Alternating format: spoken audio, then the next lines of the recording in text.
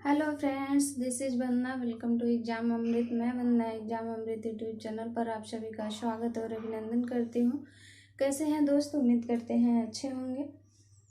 काफ़ी दिनों से वीडियो नहीं बना रही थी क्योंकि मेरा भी केबीएस का एग्ज़ाम है और मेरा लास्ट फरवरी को है, यानी 28 फरवरी को मेरा पेपर है। बट मैं ये देख रही थी ईवीएस से जो क्वेश्चन पूछे जा रहे हैं, जैसे प्लास्टिक हो गया, फाइबर हो गया। कल के पेपर में रिप्रोडक्शन से क्वेश्चन उठा दिए थे, तो मैं सोची कि छोटी छोटी जो टॉपिक है मैं छोटी छोटी उसमें अगर जितना भी कोशिश करके बना सकती हूँ, 5 मिनट की वीडियो उसको बना देती हूँ। तो जिससे पीछे आपको बोर्ड पे दिख रहा होगा कि हेडिंग पड़ी है फाइबर्स, तो यानी मैं आज फाइबर्स के बारे में बताने वाली हूँ। फाइबर्स जो है एक प्रकार के प्राकृतिक तथा कृत्रिम तंतु होता है, जिसको छोटे छोटे तंतु को मिलाकर रेशे तैयार किए जाते हैं, जिनको हम फाइबर्स कहते हैं। और ये जो पतले फाइबर्स होते हैं उनको, जो पतले तंतु होते हैं उनको हम रेशा यानी फाइबर्स कहते हैं, और जो मोटे होते हैं उनको हम रज्जु या कॉर्ड कहते हैं। यह दो प्रकार के होते हैं। जो रेशे होते हैं या दो प्रकार के होते हैं, यानी प्राकृतिक रेशे और दूसरा हो गया संश्लेषित रेशे। प्राकृतिक रेशे वो रेशे होते हैं जिनको मानव द्वारा नहीं बनाया जाता है, जो प्रकृति में प्राकृतिक चीजों से प्राप्त किए जाते हैं। और प्राकृतिक रेशे भी दो प्रकार के होते हैं। प्राकृतिक रेशा हो गया ऊन, कपास, जूट तथा रेशम हो गए। और ये प्राकृतिक रेशे भी दो प्रकार के होते हैं, जैसे एनिमल फाइबर्स और प्लांट फाइबर्स। एनिमल फाइबर्स को हिंदी में, जो हिंदी की एनसीईआरटी होती है, जो एनिमल फाइबर्स, इंग्लिश में हम उसको कहेंगे एनिमल फाइबर्स, लेकिन हिंदी में ऐसे तो हो जाएगा जंतु रेशा। लेकिन जो एनसीईआरटी की बुक होती है, एनसीईआरटी में आपको लिखा गया है जानतव रेशे। जानतव, इस प्रकार से लिखा गया है, जानतव रेशा। तो प्लीज जो भी लोग, जैसे जिनका पेपर हो गया है उनके लिए सॉरी, और जिनका नहीं हुआ है वो एक बार देख लेंगे तो सही रहेगा, क्योंकि जो एनिमल रेशा इंग्लिश में एनिमल होगा और हिंदी में आपको जानतर रेशा लिखा होगा। और इसके अलावा जो जंतुओं द्वारा, जानतर रेशा का मतलब होता है जो जंतु के द्वारा प्राप्त किए जाते हैं रेशे, जैसे ऊन हो गया आपका, वह भेड़ और यानी बकरी से प्राप्त किया जाता है। और रेशम हो गया, वह रेशम कीट के द्वारा प्राप्त किया जाता है, इनको हम जानतर रेशे कहते हैं। और जो पौधे यानी प्लांट से प्राप्त किया जाता है, जैसे कपास और जूट, ये प्लांट के फाइबर होते हैं।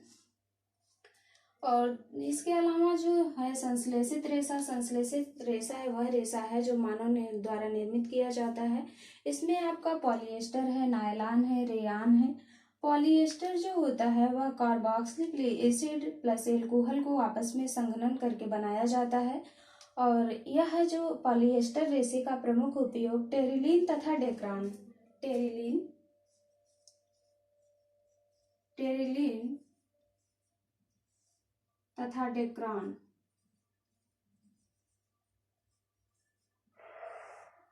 टेरिलीन तथा डेक्रान होता है, जो एथिलीनोग्लाइकॉल से प्राप्त किया जाता है, जो एथिलीनोग्लाइकॉल से प्राप्त किया जाता है।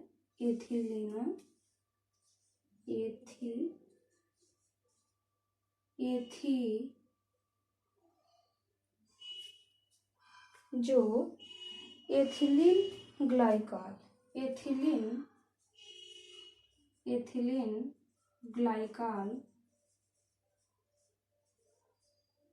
एथिलीन ग्लाइकॉल से प्राप्त किया जाता है।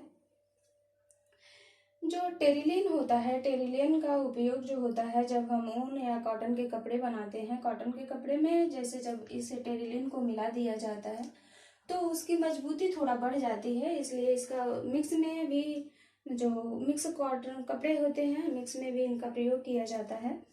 और यह चुंबकीय रिकॉर्डिंग का जो सुरक्षात्मक हेलमेट होता है, टेप रिकॉर्डर होता है, जो रिकॉर्डिंग किया जाता है उसमें भी टेरिलीन का प्रयोग किया जाता है। और जो हेलमेट बनाया जाता है, हेलमेट में भी टेरिलीन का प्रयोग किया जाता है। इसके अलावा जो नायलॉन हो गया, नायलॉन जो होता है यह एमाइड बॉन्ड का बना होता है। इसमें एमाइड बॉन्ड पाया जाता है, यानी पॉलीएमिड फाइबर होता है। इसमें एमाइड के बहुत सारे बहुलक होते हैं जिसको हम नायलॉन कहते हैं। और नायलॉन का प्रयोग ब्रश, कपड़ा, चादर तथा मोजा बनाने में किया जाता है। रेयान एक प्रकार का ऐसा मतलब मानव निर्मित ही रेशा है, संश्लेषित रेशा ही है, लेकिन यह पौधे से प्राप्त जो सेलुलोज होता है उससे यह बनाया जाता है, यानी यह एक प्रकार का कार्बोहाइड्रेट होता है और इसका उपयोग कपड़ा उद्योग में तथा कालीन के निर्माण में किया जाता है। आप चाहें तो इसका स्क्रीनशॉट ले सकते हैं। इसके अलावा अब हम इसको प्राकृतिक रेशे जो है, जैसे ऊन, कपास, जो ऊन है वह आपको यदि एनसीईआरटी पढ़े होंगे तो एनसीईआरटी में लिखा हुआ है कि जो लेह और लद्दाख में एक प्रकार पश्मीना बकरी पाई जाती है, जो पश्मीना बकरी से प्राप्त किया जाता है, जिस पश्मीना शाल या पश्मीना स्वेटर, शाल ही ज़्यादातर, शाल का ही नाम हम लोगों ने ज़्यादा सुना हुआ है कि पश्मीना शाल बनाए जाते हैं। जो पश्मीना नामक बकरी होती है, जिससे उसके बाल से जो ऊन तैयार किया जाता है और उस ऊन के द्वारा जो शाल बनाई जाती है उसको हम पश्मीना शाल कहते हैं। और इसके अलावा जो कपास होता है, कपास हमारा ये मालवेसी कुल का पौधा होता है और इसको जो कपास होता है वह मालवेसी कुल का पौधा होता है और इसका जो उत्पादक राज्य होता है यह गुजरात है। गुजरात जो शीर्ष उत्पादक राज्य हो गया। और कपास का जो उत्पादन होता है वह काली मृदा में किया जाता है। इसके अलावा जो रेशम जूट है, जूट का जो सर्वाधिक उत्पादक राज्य है वह पश्चिम बंगाल है। पश्चिम बंगाल में केंद्रीय जूट अनुसंधान केंद्र भी बना हुआ है, जो बैरकपुर में है। बैरकपुर पश्चिम बंगाल में है। इसके अलावा जो आपका रेशम है, रेशम को हम डिटेल पढ़ाते हैं, आप इसका स्क्रीनशॉट ले सकते हैं।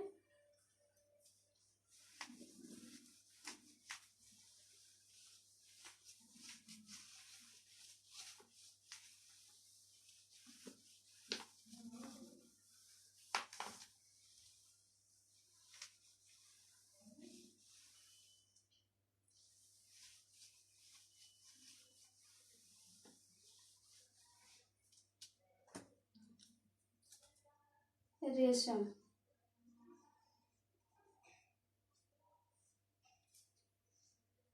रेशम को इंग्लिश में हम सिल्क कहते हैं,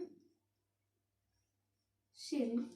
और जो यह रेशम होता है यह रेशम कीट के द्वारा तैयार किया जाता है। रेशम कीट, रेशम कीट।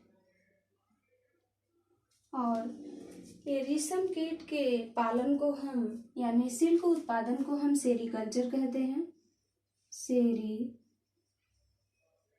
कहते हैं। यानी रेशम के कीटों को पाल करके उसके द्वारा जो हम सिल्क का उत्पादन करते हैं उस पूरी प्रक्रिया को हम सेरीकल्चर कहते हैं। और यह जो सेरीकल्चर रेशम होता है वह रेशम के जो रेशम कीट में जो मादा कीट होती है, मादा कीट को शहतूत के पेड़ पर, अधिकतर यह शहतूत के पेड़ पे पाला जाता है, शहतूत के पेड़ पे पाला जाता है और यह शहतूत के पौधे की पत्तियों को खाता है। यह जो मादा कीट होती है एक बार में लगभग सैकड़ों अंडे देती है। मादा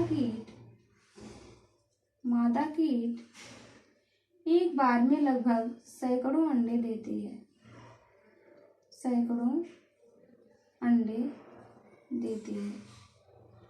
और यह अंडा जो होता है वह उसके पत्ते पे ही, मादा कीट जो उसके पत्ते पे एक को ले करती है और जो ये एग होता है, एग से हमें लार्वा प्राप्त होता है।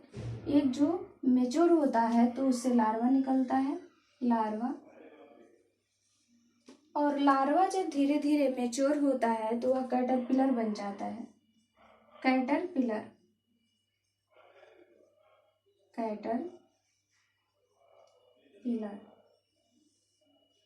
कैटरपिलर को हम इल्ली भी कहते हैं, इल्ली। यह कैटरपिलर शहतूत की पत्तियों को खाता है तथा वह धीरे धीरे जो उसका डेवलपमेंट होता है, ग्रोथ करता है और यह कैटरपिलर फिर प्यूपा में बदल जाता है, प्यूपा में बदल जाता है। प्यूपा को हम कोशित भी कहते हैं। ये वर्ड जो है वो आपके एनसीईआरटी का है। आप इससे अछूते नहीं रहना है। प्यूपा को हम कोशित भी कहते हैं, ये आपकी एनसीईआरटी में लिखा हुआ है। इसके बाद जो यह प्यूपा होता है, प्यूपा जो होता है, उसके बाद प्यूपा अपने चारों तरफ जो अंग्रेजी का आर्ट होता है, इस प्रकार से वह अपने गर्दन को घुमाते हुए अपने चारों तरफ एक कोकून का निर्माण कर लेता है और इसके अपने चारों तरफ यह कोकून का निर्माण कर लेता है, यानी इस प्रकार की एक संरचना बन जाती है। और जो प्यूपा होता है इसके अंदर, इसके बाद इसकी जो सारी डेवलपमेंट, इसकी जो ग्रोथ हो रही है, जो प्यूपा की ग्रोथ हो रही है इसके अंदर ही होगी, इस कोकून के अंदर ही होगी। और यह जब बड़ा होकर, जब यह पूरी तरह से इसका विकास मतलब यह वृद्धि कर लेगा, इसे पंख आ जाएंगे और यह मेच्योर हो जाएगा, तो यह कोकून को काट करके बाहर आ जाता है। इसलिए वह कोकून के काटने से पहले ही, इसके काटने से पहले ही, यानी प्यूपा को बाहर निकलने से पहले ही इस कोकून को कलेक्ट कर लिया जाता है और कोकून को कलेक्ट करके इसको बॉयल कर दिया जाता है। और बॉयल करने के बाद जो इसका पतला धागा होता है वह हमको प्राप्त हो जाता है। और जो मशीनों द्वारा इसके धागे को निकालने की क्रिया होती है वह रीलिंग कहलाती है। रीलिंग यानी मशीन के द्वारा जो धागे को निकाला जाता है उसको हम रीलिंग कहते हैं। और जो हमें रेशम प्राप्त हो रहा है वह कोकून से प्राप्त हो रहा है। और यह जो प्यूपा होता है यह कोकून के अंदर ही डेथ कर जाता है जब हम इसको बॉयल करते हैं। तो बस नमस्कार दोस्तों, आगे का जो हम हो सकता है तो प्लास्टिक पे एक छोटी सी वीडियो बनाएंगे। जय हिंद।